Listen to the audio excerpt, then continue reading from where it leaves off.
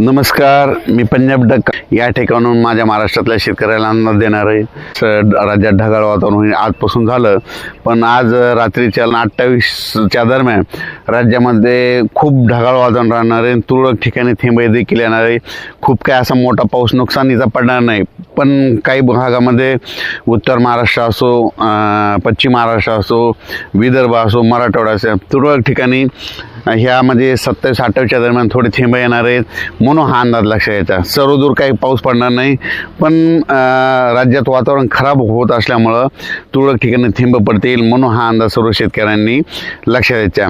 राज्यातल्या सर्व शेतकऱ्यांना सांगू इच्छितो की ज्यांच्याकडे हरभरा असेल तर तुम्ही काय करायचं, याच्यामध्ये काय असतं, ह्या वातावरणामध्ये ढगाळ वातावरण झालं की धुळीचं प्रमाण असतं. बघा, पाहू शकता धुळी देखील आलेली, पण याच्यामध्ये तुम्हाला सांगू इच्छितो की धुळी असल्यामुळं एक बुरशीनाशक, चांगल्या कीटकनाशकची फवारणी करणे खूप गरजेचं आहे म्हणून हा अंदाज सर्व शेतकऱ्यांनी लक्षात द्यायचा. आणि त्याच्यानंतर राज्यातल्या सर्व शेतकऱ्याला सांगू इच्छितो की राज्यामध्ये आता म्हणजे आज 26 जानेवारी 27 आणि 28 तारखेपर्यंत राज्यात वातावरण म्हणजे ढगाळ राहणार आहे म्हणून हा अंदाज लक्षात यायचा. हे ढगाळ वातावरण वेलवर्गीयासाठी चांगलं, हरभऱ्याला फुलं लागण्यासाठी चांगलं, पण काही पिकासाठी नुकसानकारक असतं, कारण की याच्यामध्ये ह्या वातावरणामध्ये धुळी धुकं असतं म्हणून हे अंदाज सर्व शेतकऱ्यांनी लक्षात यायचा.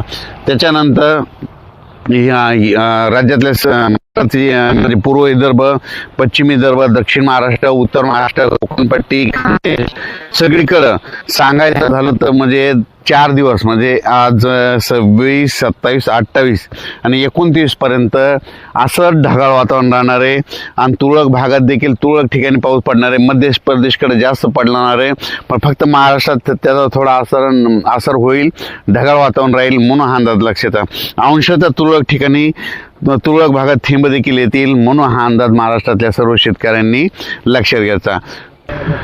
कर्नाटक, निपाणी ह्या भागातल्या जे तंबाखू काढणारे शेतकरी त्यांनी म्हणजे सांगू इच्छितो की तुम्ही 29 तारखेच्या नंतर तंबाखू काढण्यास काही हरकत नाही, कारण की 29च्या नंतर राज्यात परत पुन्हा वातावरण क्लिअर व्हायला सुरुवात होणार आहे म्हणून त्यांनी तंबाखू काढायला हरकत नाही. पण राज्यात मात्र सध्या मात्र ह्या 4 दिवस मात्र ढगाळ वातावरण राहील. तुरळक ठिकाणी तुरळक भागातच पावसाचा अंदाज आहे म्हणून हा अंदाज लक्षात यायचा. म्हणजे सांगायचं झालं उत्तर महाराष्ट्राकडं नंदुरबार जिल्हा, धुळे जिल्हा, नाशिक जिल्हा, त्याच्यानंतर जळगाव जिल्हा, संभाजीनगर, त्याच्यानंतर बुलढाणा जिल्हा, विदर्भात काही ठिकाणी अशामध्ये तुरळक भागात तुरळक ठिकाणीच पाऊस पडणार आहे, सगळीकडे पडणार नाही म्हणून हा अंदाज खास करून शेतकऱ्यांनी लक्षात घ्यायचा. द्राक्ष बागायतदारांना सांगू इच्छितो की खूप काही मोठा पाऊस पडणार नाही, त्याच्यामुळे काही चिंता करायची गरज नाही. फक्त हे वातावरण खराब असल्यामुळे महाराष्ट्रामध्ये तुरळक ठिकाणी थेंब पडतील म्हणून हा अंदाज त्यांनी लक्षात घ्यायचा. डाळिंब शेतकऱ्यांनी ह्या वातावरणामध्ये धुळी धुकं असल्यामुळं 29 तारखेपासून परत सूर्यदर्शन होणार आहे म्हणून त्यांच्यासाठी देखील आनंदाची बातमी. आणि ज्यांच्याकडं वेलवर्गीय येतं त्यांच्यासाठी आनंदाची बातमी, 2-3 दिवस ढगाळ वातावरण राहणार आहे म्हणून हा अंदाज लक्षात घ्यायचा.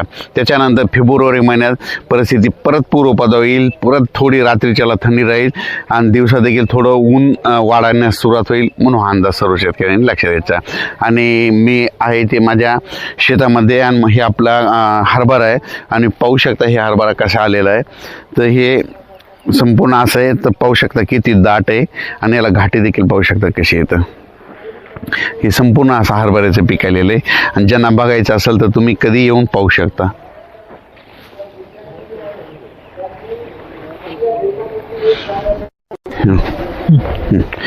ही आहे इनवेज कंपनीची 81 नंबर, याला आजच्या 77 दिवस झाले.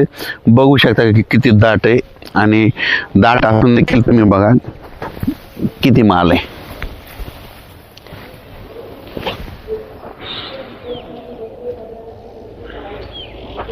येऊन पाहू शकता.